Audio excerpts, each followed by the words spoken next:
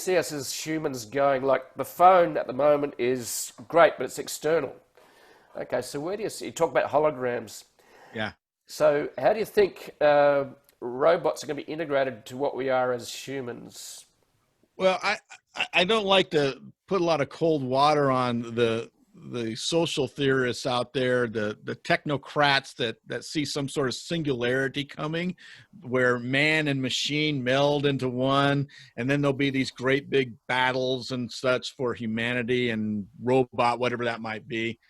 I think there's a big problem, and maybe this comes a bit from my own philosophy of life, maybe theology of life as well, is that there's something distinct about humanity, something that separates us already from machine, and that's our ability to emote. In the Star Trek episodes, you remember Spock and later Data. Both of them were androids. They were robots. They were basically they were humanoids, but they had one major flaw: they could not emote. And I do think that that's going to be the one thing that's going to keep us separate from the machine. They're going to look very real. Japan right now is working on humanoids that are so real that they're real to the touch. They even have they feel, the skin feels real. It feels warm as human skin would be, but it's completely a machine. Mm. And it's artificially intelligent. When I was researching the robot chapter, I did a lot of study on YouTube. In fact, YouTube's been a wonderful resource for my book. But there are entire YouTube videos that show some of these Japanese robots that they can have a conversation, kind of like you and I are having a conversation.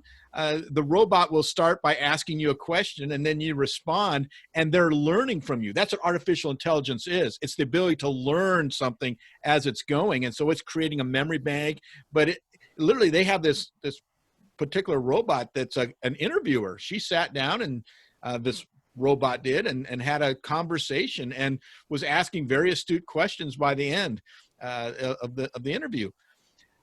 But the one thing that robot couldn't still do was emote. It couldn't feel. And I think that's what's going to separate human beings. I also think the ability to be creative. I'm not sure a robot, there's going to be a limit to its creativity, and that to me is interesting.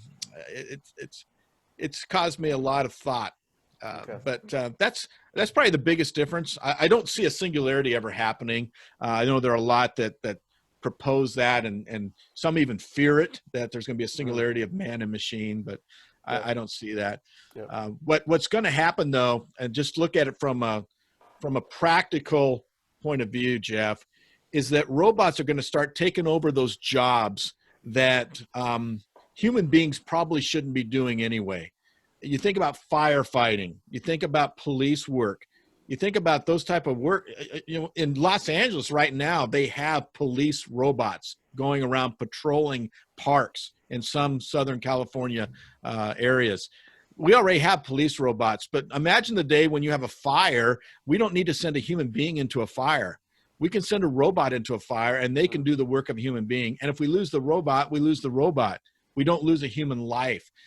You think about war. In the future, wars will be fought by robots, I believe, not by human beings. Now, human beings may control a bit of the actions and the deployment, if you will, of these machines, these drones and the sky perspective. But I think it's going to change warfare. There's a lot of things on the horizon, and the next 10 years, it's going to just blossom. I'll give you one last anecdote here. We were in Sweden last year. My wife and I, she has relatives in Sweden, and we that night we got in at nighttime, so we went right to bed. And the next morning, I woke up and I kept hearing this whirring noise outside the window, and I looked out, and it was a robot lawnmower going around, and his lawn was perfectly manicured. And I found out that our Swedish relative actually sells these things for a living. That's how he makes his buck. And so I was fascinated by this robot lawnmower. About every 3 days, it goes back and mows the same spot. It never collects grass because the grass never gets high enough to be collected. It just kind of shaves it off. So the grass always looks the same. It's beautiful. It's wonderful, manicured. Well, I asked my Swedish relative, how long have you had these robots? Because in America, I saw one of these lawnmower robots at Lowe's, our home improvement store here locally. And we were all just kind of standing around looking at this thing. It was in a little green playpen, and it was just kind of going around on artificial grass, showing us what it could do. And all of us men were just kind of standing around going, wow, that's interesting. What are we going to? Nah, I kind of like my exercise. We're all kind of poo-pooing the idea. But after spending a couple of weeks in Sweden, it was like, nah, I like that. I like that. But Sweden has had robot lawnmowers since 1995. Right. For them, it's a part of their culture. Yeah. And Japanese have had robots for a couple decades now. And the smart ones, have, especially in the last 20 years, have started to emerge. So America has been somewhat resistant to it. I think partly because of our Western ideas on robots.